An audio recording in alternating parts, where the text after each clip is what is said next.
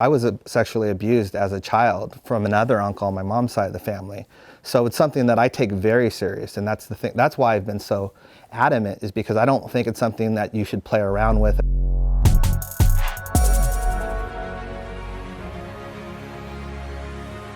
If I go through with this, I win big time. I will get everything I want. What gets me upset is just people judging my uncle without knowing the scenario. I was the legal secretary in 1993. It felt like a bomb had dropped on us unannounced, and we were supposed to just go with it. And then Me Too happened, and they were like, oh, you have to believe the victims. You can't even question the victims. And so the only thing that I've ever asked is people just to do their own research. That's it. I've never said, oh, you have to believe me or you have to believe them. I've said, just do the research. You spent 3.5 to 4 hours watching Leaving Neverland. Give us 30 minutes to hear our side.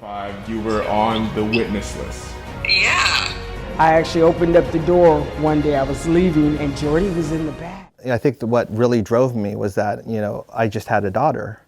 And I thought, what if my daughter has to go through life with people believing that, a relative was something that he's not. And so that was my main drive in terms of why last year I had been fighting so hard, was because I felt there was a lot of injustice and I wanted to wrong the right. It's hard because, the media's had 30 years of negative stories on Michael Jackson, so I don't really blame the public for believing certain things, but I do want them to at least hear the other side of it in that way. But I also think that it's like, I'm someone that's been around my uncle for over 10,000 hours, and spent time with him, and I would ask, if that was your family member, if that was your brother, sister, father, and they were getting accused, you would be here too defending him in that way, because you know his heart and you know how they're like.